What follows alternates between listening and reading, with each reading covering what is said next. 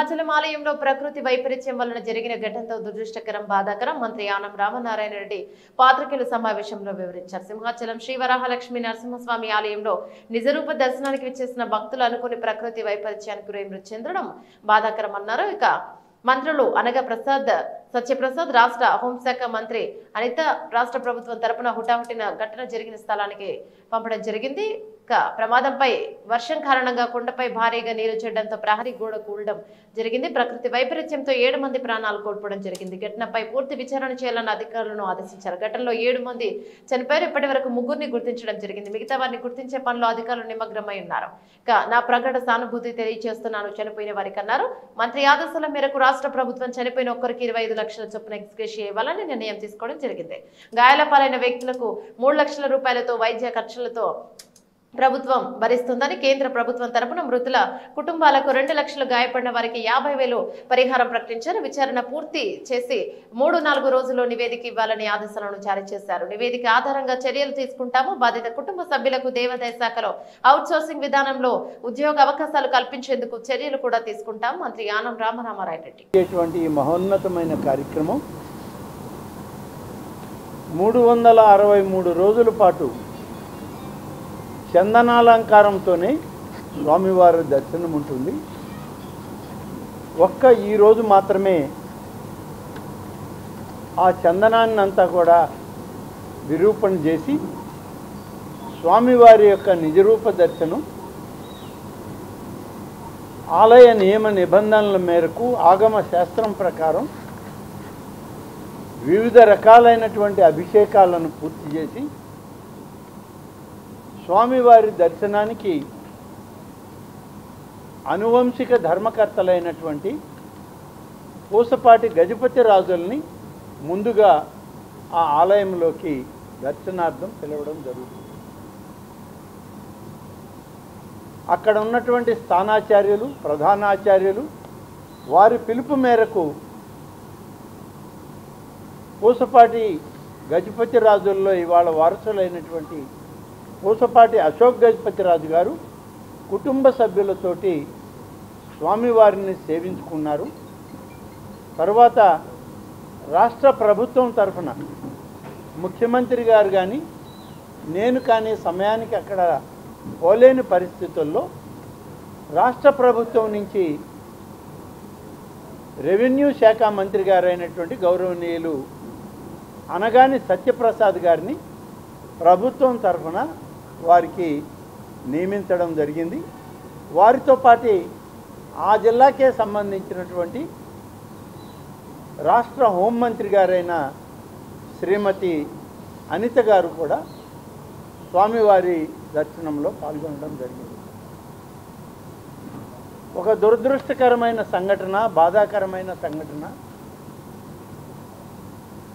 ఈరోజు 2 గంటల నుంచి దర్శనాలు ప్రారంభమయ్యే సమయానికి కొద్దిగా మొదలైనటువంటి వర్షం భారీ గాలులతోటి, పిడుగులతోటి భారీ వర్షం కురవడం జరిగింది. కొండల మీద నుంచి జలపాతాల్లాగా నీరు ప్రవహించి ఆలయ మాడవీధులకి అవతలి వైపున ఉన్నటువంటి కొత్తగా నిర్మించినటువంటి ఒక ఏదైతే గోడ నిర్మాణం జరిగిందో ఆ గోడ నిర్మాణాన్ని ఆ జలపాతంలోని నీరు తాకడంతో మెత్తటి మట్టి అంతా కూడా కరిగి ఆ భారాన్ని మొయ్యలేని పరిస్థితుల్లో ఆ గోడ పక్కకు పడిపోవడం, ఆ పడిపోయే సమయంలో అక్కడ 300 రూపాయలు క్యూ లైన్ అనేటువంటిది పోతూ ఉన్న సందర్భంలో ఆ వచ్చేటువంటి భక్తుల మీద ఆ గోడ వాలిపోయింది అని చెప్పి చెప్పడం జరిగింది. ఇది ఇవాళ అన్ని మాధ్యమాల్లో కూడా కనపడతా ఉంది. ఈ గోడ నిర్మాణానికి ఇవాళ జరిగేటువంటి కార్యక్రమాల్లో ముఖ్యంగా అనేక ఆలయాల్లో కేంద్ర ప్రభుత్వం పర్యాటక రంగం నుంచి ప్రసాద స్కీమ్ అనేటువంటిది ఒకటి ప్రవేశపెట్టి ఆ స్కీమ్ పరిధిలో అనేక ఆలయాలని అభివృద్ధి చేస్తూ వస్తూ ఉంది. ఈ ప్రసాదం స్కీమ్లో ఒకవైపు శ్రీశైలం, మరొకవైపు కనకదుర్గమ్మ ఆలయం, ఇక్కడంతా కూడా ఆ ప్రసాదం స్కీమ్లో పనులు దాదాపుగా పూర్తయ్యాయి. కొంత ఆలస్యంగా ప్రారంభమైన పనులు ఇవాళ సింహాచలంలో జరుగుతూ ఉన్నాయి. దీనికి అటు పర్యాటక రంగం, ఇటు దేవాదాయ శాఖ అన్నీ కూడా పర్యవేక్షణలో జరుగుతూ కార్యక్రమం. ఈ ఉత్సవాలను పురస్కరించుకొని ఇది ప్రభుత్వ పండుగగా నిర్ణయించింది కాబట్టి మరి దేవాదాయ శాఖ మంత్రిగా నేను, రెవెన్యూ మంత్రి గారు, హోంమంత్రి గారు, అనువంశిక ధర్మకర్తల్లో ఉన్నటువంటి అశోక్ గజపతిరాజు గారు, దేవాదాయ శాఖ అధికారులు అందరం కలిసి దాదాపు 1.5 మాసం క్రిత దీన్ని రివ్యూ చేశాం. ఈ ఉత్సవాలని ఘనంగా చేయాలని చెప్పి రాష్ట్ర ప్రభుత్వ ఆలోచన, గౌరవ ముఖ్యమంత్రి గారు సూచనలు ఉన్నాయని చెప్పి చెప్పడం జరిగింది. ఆ విధంగానే ఏర్పాట్లన్నీ కూడా పెద్ద ఎత్తున చేయడం, భక్తులు కూడా వచ్చేటువంటి వాళ్ళకి సకల సౌకర్యాలతో దర్శనం కలగాలని ఆశించాం, పని చేశాం. ఇవాళ కూడా జరుగుతూ ఉండేది. కానీ దురదృష్టం అనుకోని విధంగా వచ్చినటువంటి ప్రకృతి వైపరీత్యంలో జరిగినటువంటి ఈ వైఫల్యం, ఇది ఏ విధంగా జరిగింది అనే దాని మీద 8 మంది చనిపోవడానికి కారణమైనటువంటి ఈ గోడ కూలిపోవడం మీద కూడా ఇవాళ ఉన్నటువంటి అనుమానాలని నివృత్తి చేయాలని చెప్పి అధికారులను ఆదేశించడం జరిగింది. ఇది ఒకవైపు ఉంటే దర్శనాలు ప్రారంభమై దర్శనాలు జరుగుతూనే ఉన్నాయి. ఈ మన విపత్తు వల్ల ఒక లైను, క్యూ లైన్ మాత్రం పూర్తిగా ఆపేసి మిగిలినటువంటి క్యూ లైన్లన్నీ కూడా సజావుగా ఆలయంలోకి, దర్శనాలకి పంపించడం జరుగుతుంది. వేకువజామున 3 గంటల నుంచి ప్రారంభమైనటువంటి ఈ దర్శనాలన్నీ కూడా దాదాపు ఇప్పటికీ 34,346 మంది 9:45 గంటల వరకు కూడా ఈ హెడ్ కౌంట్ తీసుకున్న ఆ కౌంట్లో ఇన్ని వేల మంది దర్శనం చేయడం జరిగింది. అందరూ కూడా దర్శనాలు బాగా చేసుకున్నాం. అన్ని ఏర్పాట్లు బాగున్నాయి. ప్రభుత్వ శాఖల అధికారులందరూ సమన్వయంతో పనిచేస్తున్నారు. ఎప్పుడూ లేనటువంటి కార్యక్రమం జరుగుతూ ఉందని చెప్పి ఇప్పుడు కూడా భక్తులు వాళ్ళ ఆలోచన సరళిని తెలియజేస్తూ ఉంటారు. కానీ దురదృష్టం ఆ ఒక్క అర్ధగంట సేపు అది ఒక మహత్ ప్రళయంగానే వచ్చింది అని అక్కడ ఉన్న అధికారులు చెప్తున్నారు. రాష్ట్ర ప్రభుత్వంలో మంత్రులు, కూటమి నాయకులు, ప్రతిపక్షంలో ఉన్న నాయకులు కూడా ఇప్పటి వరకు వారి మీడియాల ద్వారా కూడా అదే చెప్పడం జరిగింది. అనుకోని సంఘటన ఈ భారీ వర్షాలు, పిడుగులు, భారీ గాలుల వల్ల జరిగినటువంటి ఈ విపత్కర పరిణామానికి రాష్ట్ర ప్రభుత్వం తన బాధను వ్యక్తీకరించింది. ఇది తెలిసిన వెంటనే అక్కడే ఉన్నటువంటి హోంమంత్రి శ్రీమతి అనిత గారు, రెవెన్యూ శాఖ మంత్రి శ్రీ సత్యప్రసాద్ గారు, అన్ని శాఖల అధికారులు అందరూ కూడా ఇప్పటికే అక్కడ ఉదయం వేకువజాము నుంచే అక్కడ కార్యక్రమాలన్నీ పర్యవేక్షిస్తూ తిరిగి మళ్ళీ దర్శనాలకి ప్రారంభించి చేయించడం జరుగుతుంది. అక్కడ ఆ సంఘటనలో చనిపోయినటువంటి మృతదేహాలని కింగ్ జార్జ్ హాస్పిటల్ విశాఖపట్నానికి తరలించడం జరిగింది. గుర్తుపట్టినటువంటి 3 ఆ యొక్క మృతదేహాలని ముగ్గురిని గుర్తుపట్టడం జరిగింది. మిగిలిన వాళ్ళను కూడా గుర్తుపట్టడానికి అది వివిధ మాధ్యమాల ద్వారా మాకున్నటువంటి అక్కడ ఉన్న ఆధారాల ద్వారా వారి కుటుంబ సభ్యుల్ని సంప్రదిస్తూ ఉన్నాం. ఈ సందర్భంలోని గౌరవ ముఖ్యమంత్రి శ్రీ చంద్రబాబు నాయుడు గారు పొద్దున్నే టెలికాన్ఫరెన్స్ వేకువజామునే టెలికాన్ఫరెన్స్ తీసుకోవడం, టెలికాన్ఫరెన్స్లో అక్కడ ఉన్నటువంటి అనువంశిక ధర్మకర్త అయినటువంటి అశోక్ గజపతిరాజు గారితో, అలాగే హోంమంత్రి అనిత గారితో, రెవెన్యూ మంత్రి శ్రీ సత్యప్రసాద్ గారితో, ఇన్ఛార్జ్ మంత్రిగా ఉన్నటువంటి బాలవీరాంజనేయ స్వామి గారితో, నాతోటి, అలాగే ముఖ్యమంత్రి గారి కార్యాలయంలోని వివిధ శాఖల అధికారులు, దేవాదాయ పర్యాటక రంగ అధికారులందరూ కూడా టెలికాన్ఫరెన్స్లో పాల్గొనడం జరిగింది. అన్ని వివరాలు తీసుకున్న తర్వాత ముఖ్యమంత్రి గారు స్వయంగా ఆ యొక్క ప్రాంతానికి వెళ్ళి పరామర్శిస్తాము, ఆ కుటుంబాలన్నింటినీ జరిగిన నష్టానికి వాళ్ళని ఓదారుస్తామని చెప్పి ముఖ్యమంత్రి గారు రావాలని చెప్పి ముఖ్యమంత్రి గారు ఆలోచన చేసినప్పటికీ అక్కడ ఉన్నటువంటి రెవెన్యూ హోంమంత్రి గారు, అలాగే నేను కూడా లక్షలాది మంది జనం, ప్రజలు, భక్తులు ఆ ఆలయంలో ఇవాళ స్వామివారిని సందర్శించడానికి క్యూ లైన్లలో పోయి వాళ్ళు అక్కడ ఈ యొక్క దర్శనాన్ని చేసుకుంటూ అన్ని ఏర్పాట్లు బాగున్నాయని అంటున్నారు. ఒక అనుకోని విధంగా జరిగినటువంటి దుష్పరిణామం, ఇప్పుడు మీరు వెళ్తే మీరు వచ్చారనే దాంతో మళ్ళీ వివిధ శాఖలు, కొన్ని క్యూ లైన్లు, ఆ దర్శనాలకు వచ్చేటువంటి జనం మధ్య కొంత డిస్టర్బెన్స్ వస్తుంది, ఆలస్యం అవుతుంది. ఏది ఏమైనా సరే ఈరోజు రాత్రి 12 గంటల లోపల ఈ యొక్క నిజరూప దర్శనం పూర్తి కావాలి. 12 గంటల తర్వాత దీన్ని కొనసాగించడానికి లేదు, ఆలయ ఆగమ నిబంధనల వల్ల. కాబట్టి ముఖ్యమంత్రి గారిని మేమందరం కోరాం, అయ్యా మీరు అక్కడికి వచ్చి చూడాలని మీ మనసులో ఉన్నా ఇది సందర్భం కాదు, సమయం కాదు. ఇది జరిగేటువంటి దాన్ని మన మంత్రివర్గ సహచరులు దగ్గరుండి పర్యవేక్షిస్తున్నారు, అధికారులంతా అక్కడ ఉన్నారు. మీరు వెళ్ళినట్లయితే ఈ క్యూ లైన్లకు కానీ దర్శనం చేసుకునేటువంటి భక్తులకు కానీ కొన్ని ఇబ్బందికరమైన పరిస్థితులు ఉంటాయి.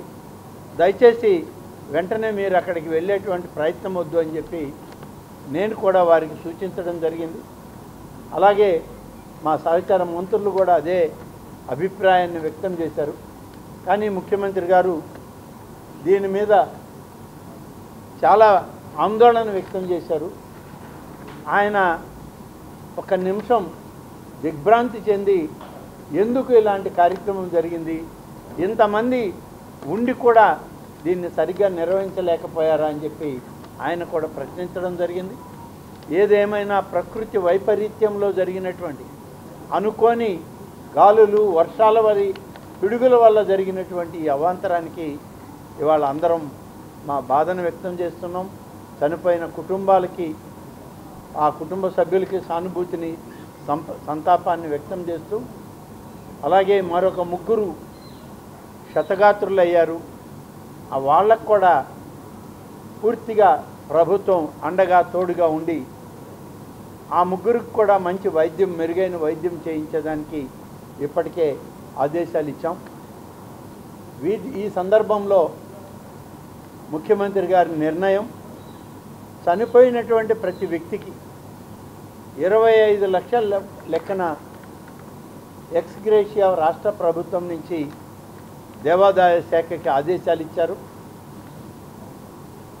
చనిపోయినటువంటి వ్యక్తుల్ని ఆ కుటుంబాలకు తెచ్చి ఇవ్వలేము, కానీ కొంతైనా ఈ ప్రభుత్వం వాళ్ళకి తోడుగా ఉండాలి అని చెప్పి గౌరవ ముఖ్యమంత్రి గారు తీసుకున్న నిర్ణయం 25 లక్షల రూపాయలు చనిపోయిన వ్యక్తుల పేరిట ఆ కుటుంబానికి ఇవ్వాలని, గాయాల పాలై ఎవరైతే క్షతగాత్రులుగా ఆసుపత్రిలో వైద్యం చేయించుకుంటున్నారో మొత్తం వైద్యం ప్రభుత్వం దగ్గరుండి మెరుగైన వైద్యం చేయాలని, వారికి కూడా 3 లక్షల రూపాయలు ప్రభుత్వం నుంచి, దేవాదాయ శాఖ నుంచి ఇవ్వాలి అని చెప్పి ముఖ్యమంత్రి గారు నిర్ణయం తీసుకొని ఆదేశాలు ఇవ్వడం జరిగింది.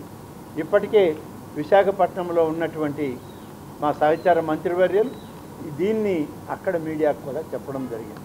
ముఖ్యమంత్రి కార్యాలయం కూడా దీని పట్ల ఒక నిర్ణయాన్ని వెలువడించడం జరిగింది. అయితే ఈ సందర్భంలో ఇప్పుడు జరిగినటువంటి ఈ యొక్క ప్రమాదం ఏదైతే ఉందో దాన్ని ఇప్పటికిప్పుడే విశ్లేషించి ఇది ఎలా జరిగింది, ఎవరి వల్ల జరిగింది, ఏ తప్పు జరిగింది అనేటువంటిది విశ్లేషించడం కన్నా ఒక ప్రమాదవశాత్తు విపత్తు కారణంగా వచ్చినటువంటి గోడ పడిపోవడం వల్ల జరిగినటువంటి ఈ కార్యక్రమంలో పూర్తిగా విచారణ చేయాలని ఆదేశించారు. 3 సభ్యులతోటి దీన్ని విచారణ చేసి ప్రాథమిక నివేదికను వెంటనే ప్రభుత్వానికి 3-4 రోజుల లోపలనే ఇవ్వాలని, ఆ నివేదిక వచ్చిన తర్వాత పూర్తి స్థాయి విచారణ చేసి ఒకవేళ ఏదైనా అధికారుల పొరపాటున్నా లేకుంటే గోడ నిర్మాణంలో తప్పులు జరుగున్నా ఆ వ్యవస్థల్లో కాంట్రాక్టర్లలో లోటుపాట్లున్నా తగిన చర్యలు తీసుకుంటామని చెప్పి ముఖ్యమంత్రి గారు ఇప్పటికే మా అందరికి కూడా ఆదేశాలు ఇచ్చారు. ఈ 3 సభ్యులు ఎవరైతే ప్రస్తుతం ఆ ఘటనని విచారించమన్నారో వాళ్ళల్లో ఒకరు రాష్ట్ర ప్రభుత్వంలో ఇప్పుడున్నటువంటి స్పెషల్ చీఫ్ సెక్రటరీ క్యాడర్లో ఉన్నటువంటి ఐఏఎస్ అధికారి ఉంటారు. మరొకరు సీనియర్ ఇంజనీర్లుగా R&B శాఖలో ఎవరున్నారో వారు ఉంటారు. అలాగే దేవాలయాలు దేవాదాయ శాఖతో గతంలో అనేక దశాబ్దాలుగా పరిచయం ఉండి ఇటువంటి ఉత్సవాల్లో అనేక పద్ధతుల్లో ప్రజలకి మెరుగైన సేవలు అందించినటువంటి అధికారిని కూడా వారు రిటైర్ అయినా సరే అటువంటి అధికారిని కూడా ఇందులో నియమించాలని చెప్పి ముఖ్యమంత్రి గారు ఆదేశాలు ఇచ్చారు. ఇప్పుడు ముఖ్యమంత్రి గారి కార్యాలయం ఒక కొద్దిసేపట్లోనే ఆ 3 పేర్లను కూడా ప్రకటిస్తుంది. మిగతావన్నీ కూడా జరుగుతూ ఉన్నాయి. ఇప్పుడైతే సింహాచల దేవస్థానంలో సాఫీగా భక్తుల యొక్క సందర్శన జరుగుతూ ఉంది. స్వామివారి నిజరూప దర్శనాన్ని చేసుకుంటూ ఆ తన్మయత్వంలో ఆ ప్రాంత భక్తులందరూ కూడా ఉన్నారు. ఇప్పటికే నేను ముందు చెప్పినటువంటి కౌంట్ 9:45 వచ్చినటువంటి లెక్క 34,346 మంది ఇప్పటికే సందర్శించారు. మిగిలినటువంటిది ఇవాళ రాత్రి 12 గంటల వరకు కూడా మా అంచనా అయితే దాదాపు 3 లక్షల మంది భక్తులు స్వామివారి దర్శనానికి వస్తారని చెప్పి అనుకోవడం జరుగుతుంది. దానికి తగ్గ ఏర్పాట్లు ముందే చేయడం జరిగింది. ఇప్పుడు ఈ సంఘటనతో మరింత అప్రమత్తమై జిల్లా అధికార యంత్రాంగం అంతా, ప్రజాప్రతినిధులు, రాష్ట్ర మంత్రులు దగ్గరుండి పర్యవేక్షిస్తున్నారు. ఈ కార్యక్రమం ఇవాళ రాత్రి 12 గంటల వరకు కూడా నిజరూప దర్శనం చేయించడానికి ఎంత ఎక్కువ మందికి అవకాశం ఉంటే అంతమందికి చేయాలని గౌరవ ముఖ్యమంత్రి గారు ఆదేశాలు ఇవ్వడం జరిగింది. ఓకే,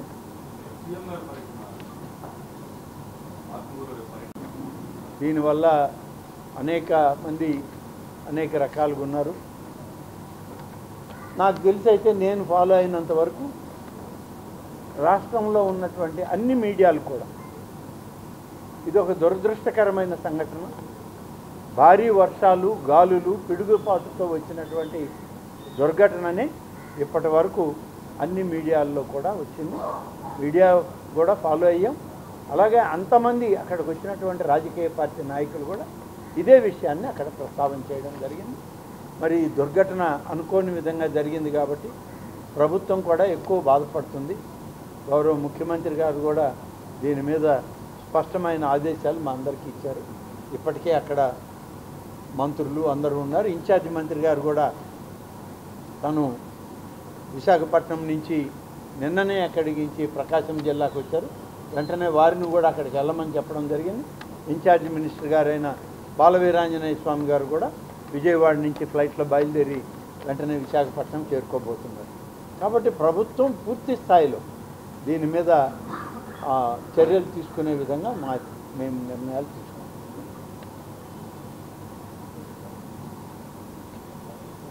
ఓకే అనుకుంటున్నాను నేను. మరి ఇంకా వివరాలు మీరు తెలుసుకున్న తర్వాత మీడియాకి ఫీడ్ ఇవ్వడం జరుగుతుంది. 3 పేర్లు వచ్చాయి, మిగతా ఐడెంటిఫికేషన్ జరుగుతుంది. ఈ 3 ఎడ్ల వెంకటరావు 45 సంవత్సరాలు, పత్తి దుర్గాస్వామి నాయుడు 33 సంవత్సరాలు, కుంపట్ల మణికంఠ శేషారావు 28 సంవత్సరాలుగా గుర్తించడం జరిగింది. మిగిలిన 5 ఇంకా గుర్తించాల్సిన అవసరం ఉంది. ఆ 5లో ఇంకా 3 మహిళలు ఉన్నారు. మహిళల పేర్లు కూడా రావాలి, అవి కూడా ట్రేస్ చేయడానికి అక్కడ జిల్లా కలెక్టర్ గారు, కమిషనర్ ఆఫ్ పోలీస్ వాళ్ళకి బాధ్యతలు అప్పగించాం.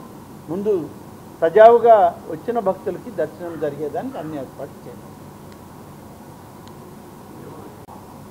ఈ యొక్క సింహాచలం దేవస్థానంలో వర్షం పడుద్ది. మీకు అందరికీ అవగాహన ఉంటే మన పెంచల కోణంలో కూడా నృసింహ జయంతి రోజు వర్షం పడేటువంటిది ఉంది. స్వామివారి కళ్యాణం ఎప్పుడు ప్రతి సంవత్సరం వర్షం అయితే అది ఒక్క చుక్క పడద్దా, భారీ వర్షం పడద్దా పక్కన పెడితే వర్షాలు పడతాయి. ఇది ఆలయాల్లో జరిగేటువంటి ఆ ఉత్సవాలకి అదొక మంచి సూచికగా అందరం భావిస్తాం. అయితే ఇక్కడ వర్షం అనేటువంటిది చందనోత్సవం సందర్భంలో పడే సందర్భాలు ఆనవాయితీ ఉంది. అయితే ఇంత భారీ వర్షం పడుతుంది, పిడుగులు పడతాయి, విపరీతమైన గాలులు వస్తాయి అనేటువంటిది ఇది అసలు సీజన్ కాదు, అన్సీజన్. ఇది ప్రకృతి వైపరీత్యంగా పరిగణించాలే తప్ప మరొక రకంగా మనం ఊహించలేము. వర్షం పడడం మంచి సూచన. చల్లబడింది, వర్షం పడింది, దేవుని కళ్యాణానికి వచ్చింది అని అనుకుంటాము. ఇక్కడ కూడా ప్రతి సంవత్సరం జరుగుతుంది అనేటువంటి ఆనవాయితీ ఉంది. కానీ ఇది ఇంత భారీగా ఉంటుందని ఊహకు అందని విషయం.